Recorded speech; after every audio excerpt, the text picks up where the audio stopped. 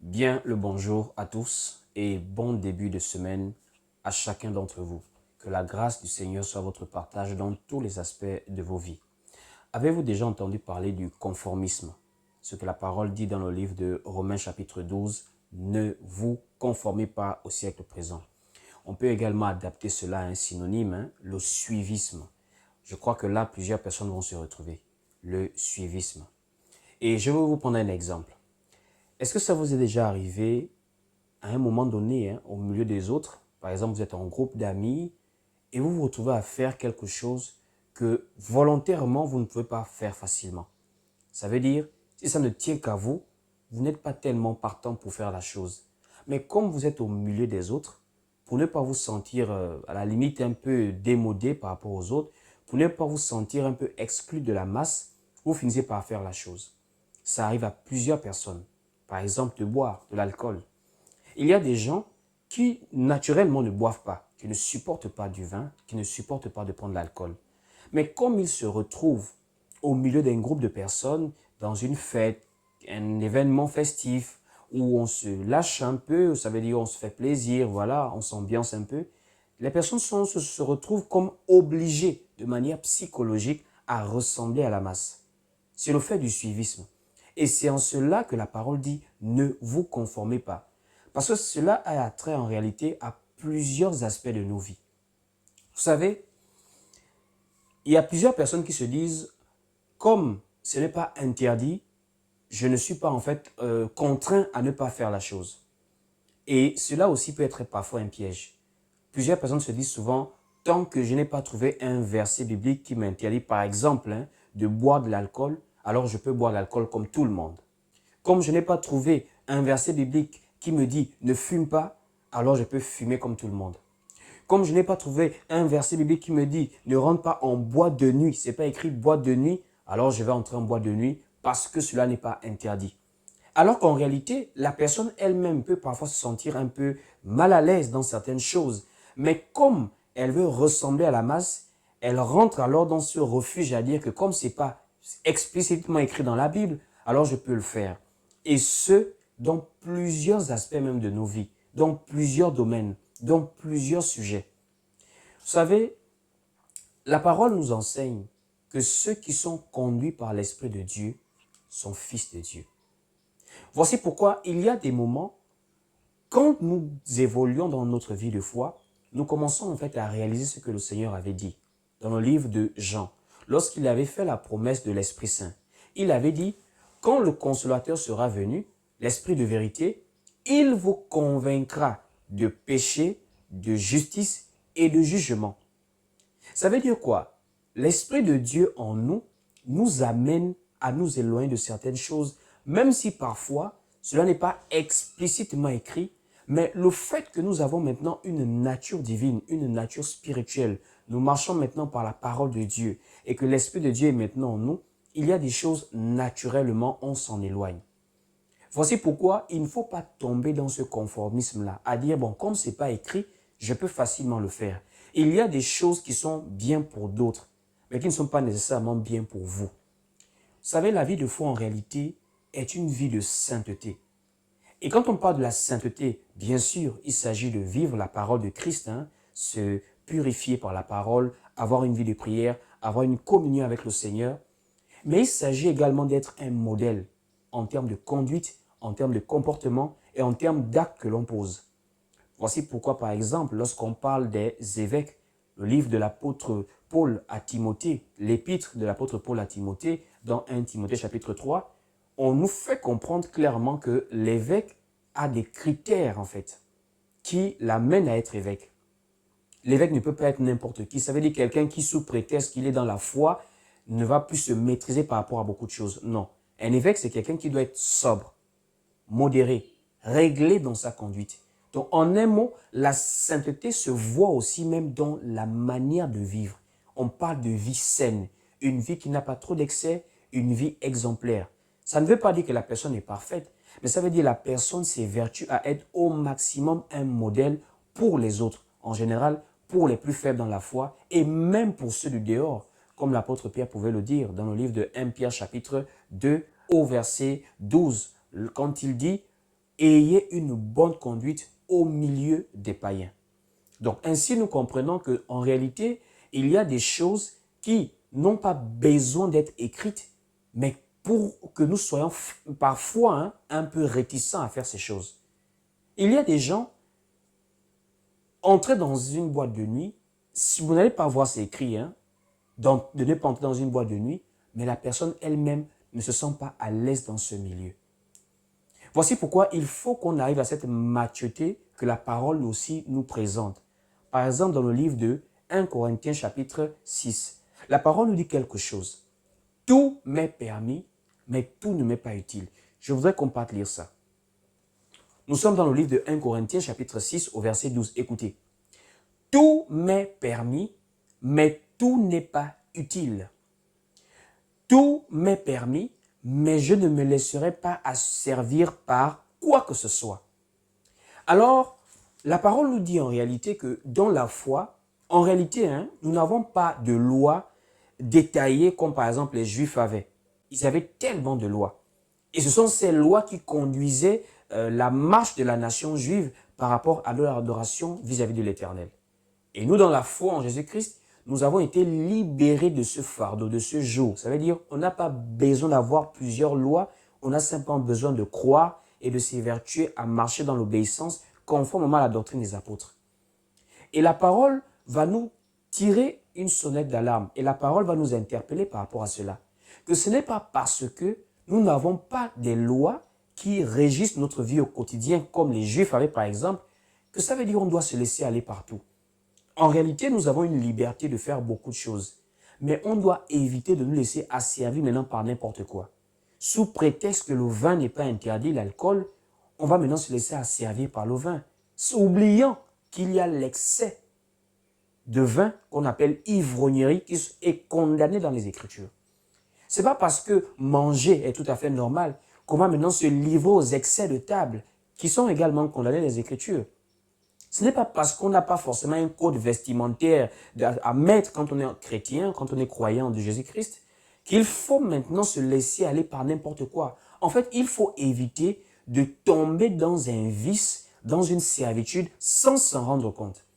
Sous prétexte que ce n'est pas interdit d'entrer dans un bar, les amis nous influencent, des connaissances, on se laisse aller, on commence à fréquenter des milieux qui ne sont pas dignes de la foi que nous professons. Non.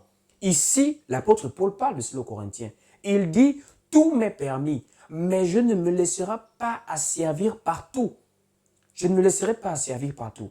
Ça veut dire, ce n'est pas parce que quelque chose m'est permis de faire que je suis obligé de faire cela. Remarquez de nos jours, par exemple, sur Internet, nous avons des prédicateurs qui ont une virulence quand ils prêchent. Et ils vont prendre ça dans la Bible, parce que nous voyons Jésus-Christ aussi pouvoir avoir parfois un ton très autoritaire quand il parle aux pharisiens, race d'hypocrites, etc., incrédules que vous êtes. Et les gens prennent ça directement au pied de la lettre pour commencer aussi à avoir un langage souvent très brutal. C'est pas mauvais, ça peut arriver. Mais la parole aussi nous enseigne parfois à faire le choix de ce qui peut être mieux pour nous. Il y a des gens, ils ne comprennent pas avec la brutalité. Il faut être très pédagogique. Donc, on a la possibilité biblique parfois d'être assez dur, mais on peut faire le choix d'être modéré, d'être tempérant, d'avoir un langage posé, ce qui permet à plusieurs personnes de comprendre. On a la liberté d'entrer dans des boîtes de nuit. Ce n'est pas un péché, ce n'est pas écrit « n'entrez pas dans une boîte de nuit ». Mais notre foi nous amène à faire le choix aussi d'avoir la maturité de ne pas entrer dans une boîte de nuit. Pas parce que ça va forcément faire de nous un pécheur, mais parce que ça peut heurter la sensibilité de quelqu'un en fait. Donc, on a cette permission à le faire bibliquement parce qu'on est libre de cela. Il n'y a pas une loi par rapport à cela, mais la maturité nous amène à nous retenir. Donc, en cela, il faut éviter d'accepter tout et n'importe quoi. Ce n'est pas parce que quelque chose n'est pas un péché directement écrit dans les Écritures qu'on va facilement suivre les autres. Il y a des choses, c'est bien pour les autres, mais ce n'est pas bien pour vous. Est-ce que vous savez que quand on parle même d'alcool et de beaucoup de choses, il y a des frères qui peuvent boire, il y a des vins de table par exemple. Un papa, un frère dans la foi d'un certain âge peut prendre un vin de table. Mais pour un jeune frère qui autrefois, par exemple dans le monde, a été addict au vin, à l'alcool, peut personnellement faire ce choix de s'abstenir. Cela lui est permis de boire, mais il fait le choix de s'abstenir pour sa foi. Il sait qu'en buvant, il peut se laisser asservir par le vin, par l'alcool. Il fait le choix de ne pas boire. Pour lui, il n'en fait pas une loi, il n'en fait pas une doctrine, mais c'est un choix personnel. Et à un moment donné, la maturité dans la foi doit nous amener aussi à faire des choix. Ça veut dire, c'est permis pour moi de le faire, mais je ne le fais pas.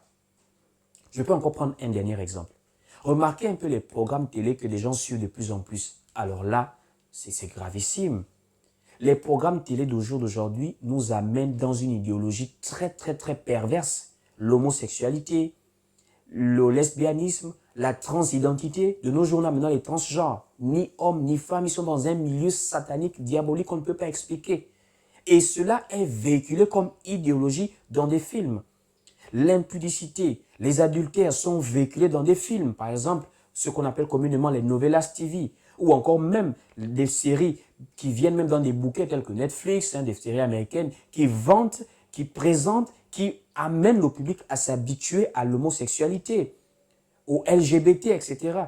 Et quelqu'un peut faire le choix de ne pas regarder cela. C'est pas tant que pour se mettre devant la télé et regarder ça, c'est un péché. C'est pas écrit en fait. Et c'est pas quelque chose qui est enseigné, à dire regarder la télé, c'est un péché. Mais il y a une personne qui estime que se souiller la vue par des images, par des vidéos obscènes, vraiment pervers, pour lui, ça dérange sa foi. Et il peut dire, ne regarde pas en fait. C'est pas, il ne se laisse pas asservir par cela parce que c'est aussi un asservissement. Le fait de s'habituer à des choses, on devient parfois esclave sans s'en rendre compte. Et même vous allez arriver à avoir des chrétiens qui estiment que bon, c'est pas grave, hein, on n'est pas obligé de les condamner, laisser comme ça, Dieu juge chacun. Alors que la parole dit, ne prenez point part aux œuvres infructueuses des ténèbres, mais condamnez-les. Alors l'apôtre Paul va donner deux passages, là où il dit tout m'est permis. Le premier passage, c'est dans le livre de 1 Corinthiens chapitre 6 en question, où il dit tout m'est permis, mais je ne me laisserai pas asservir par tout. Donc 1 Corinthiens 6, verset 12. Mais il y a un deuxième passage où il lit cela à l'édification. Et là, nous sommes dans le livre de 1 Corinthiens chapitre 10 au verset 23. Écoutez, il dit encore, tout m'est permis, mais la suite maintenant, il dit, mais tout n'est pas utile. Tout m'est permis, mais tout n'édifie pas. Et là, nous arrivons au point de l'édification.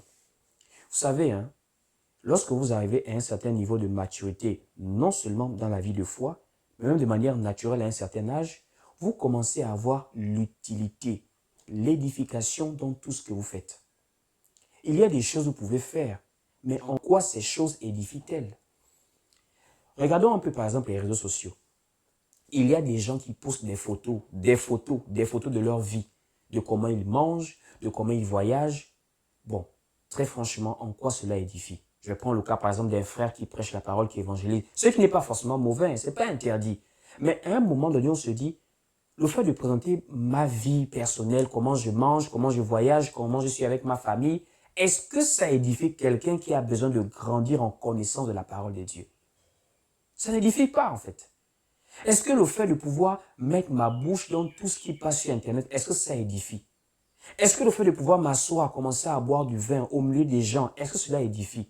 En fait, en tant qu'ambassadeur de Christ sur la terre, nous devons faire l'effort d'être des enseignants de la parole, même par notre manière de vivre. Nous devons présenter, nous devons évangéliser, nous devons faire l'effort d'édifier les gens, d'amener les gens à s'attacher à Christ par ce que nous faisons. Et ainsi, nous cherchons l'édification dans tout ce que nous faisons, dans des prises de parole, dans des actes, dans des choses que nous faisons, dans notre modèle de vie. Il n'y a aucune interdiction, par exemple, à faire beaucoup de sport, à jouer au football, à faire des choses. On est permis de faire beaucoup de choses. Mais dans ce que nous faisons, ayons la maturité de savoir que nous sommes regardés par des gens. Nous sommes suivis. Nous avons des personnes qui nous prennent comme des modèles. En quoi est-ce que présenter tel ou tel aspect de ta vie édifie les gens? Et c'est en cela que vous allez remarquer parfois la sobriété de plusieurs personnes. Il y a des gens, ce n'est pas parce qu'ils ne postent pas qu'ils ne sont pas heureux. Et c'est devenu comme une sorte d'exigence sur Internet. Si quelqu'un n'est pas heureux, si quelqu'un est heureux, il faut forcément le montrer. Montrer qu'on est fiancé, on est marié, on a des enfants, on a une belle maison. Ça n'édifie pas. En fait, ce n'est pas important. Ce n'est pas nécessaire. Ça ne sauve personne. Mais alors que prêcher la parole, ça sauve. Édifier des gens, ça sauve. Conseiller des personnes, ça peut sauver.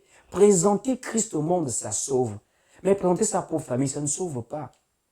Et cela, c'est beaucoup répandu de nos jours. Des gens font des choses qui, sous prétexte que ce n'est pas interdit, mais qui en réalité n'édifient personne en réalité. Et nous devons avoir cette maturité à ne pas nous conformer à cette idéologie actuelle, à vouloir tout faire en réalité. On n'est pas obligé de tout faire. On n'est pas obligé de parler à tout moment. On n'est pas obligé de montrer tout à tout le monde. Il faut avoir un comportement modéré. Il faut être réglé dans sa conduite. Nous ne devons pas nous laisser emporter par tout et n'importe quoi. Et nous ne devons pas nous laisser entraîner par le suivisme et le conformisme. On peut être avec des gens. Vous savez, les vrais amis ou encore les vrais proches dans la vie, ce sont des personnes qui respectent nos choix de vie. Voici pourquoi même l'évangile n'a pas un but agressif vis-à-vis des autres. On n'évangélise pas avec la force. On peut avoir des proches même qui sont dans d'autres religions, dans l'islam, dans d'autres croyances. Par exemple, des collègues au travail. C'est pas parce que quelqu'un est collègue qu'il est obligé de croire en Jésus-Christ comme toi. Il faut avoir la liberté de laisser chacun croire en ce qu'il veut. Nous prêchons l'évangile. Mais si on a un collègue qui est musulman, ça ne peut pas empêcher qu'on puisse travailler ensemble dans la cohésion, dans l'harmonie. Maintenant, si lui, il fait des choses qui ne sont pas interdites dans l'islam et qui peut-être aussi n'ont pas d'interdiction claire dans la vie de foi, dans la Bible, on n'est pas obligé de faire parce que lui, il fait en fait. On a des proches, des parents par exemple, qui ne croient pas au Seigneur. Eux, ils peuvent boire. Ce n'est pas interdit pour nous. On n'est pas obligé de boire parce qu'eux, ils boivent. Des gens qui respectent nos vies sont des gens qui sont aussi parfois sains pour nous, pour être des proches, pour être des personnes qu'on fréquente. Et c'est en cela aussi qu'il faut regarder un peu les fréquentations. On ne fréquente pas tout le monde. Il y a des gens, en fait, qui peuvent être nuisibles pour votre vie de foi. Ils vous forcent, ils vous poussent à faire des choses sous prétexte que ce n'est pas interdit, vous pouvez au moins se goûter, vous pouvez au moins s'essayer. Alors qu'en réalité, personnellement, ça peut détruire une intimité, une communion que nous avons avec le Seigneur. Parce que vous devez remarquer que dans la vie de foi, on n'a pas tous la même manière de vivre notre vie de foi dans l'intimité. Il y a des gens qui ont une vie de prière particulière, qui prient tous les jours. Il y a des gens qui font des jeûnes. Il y a des gens qui prient par exemple aux heures tardives. Il y a des gens qui s'abstiennent de beaucoup de choses. Il y a des gens, leur vie de foi, il ne faut pas qu'ils soient trop sur les réseaux sociaux. Même nous qui prêchons ici, on est conscient qu'il y a des gens, les réseaux sociaux peuvent être addictifs pour ces personnes-là. Donc quand elles se connectent, à la limite, une exhortation comme ça, après, elle quitte le téléphone, elle se met dans autre chose. Parce que c'est addictif. Donc, on ne peut pas dire parce que nous, on arrive à gérer les réseaux sociaux, que tous les chrétiens aussi, tous les croyants doivent être là pour nous suivre à tout moment. Il y a des gens, pour eux, ils doivent parfois reculer. C'est comme boire du vin. Il y a des gens, pour eux, il ne faut pas boire. C'est pas parce que tout le monde fait que vous êtes obligé de faire cela. Donc, vraiment, que Dieu vous bénisse. Si vous êtes arrivé au terme de cette vidéo, ça veut dire que ça vous a énormément intéressé et édifié. Je vous invite à vous abonner si ce n'est pas encore le cas, à partager la vidéo, à nous laisser un commentaire. Et nous avons un groupe WhatsApp où nous enseignons. C'est une assemblée en ligne. Donc, pour toutes les personnes qui veulent intégrer le groupe, qui veulent persévérer avec nous, qui veulent être membres d'église, membres d'un groupe, membres d'une assemblée en ligne, à distance, c'est possible de le faire aujourd'hui. Écrivez-nous simplement en inbox sur WhatsApp au plus 241 74 31 70 87. Que Dieu vous bénisse. Restez connectés pour une prochaine édification. Shalom, paix et grâce à tous.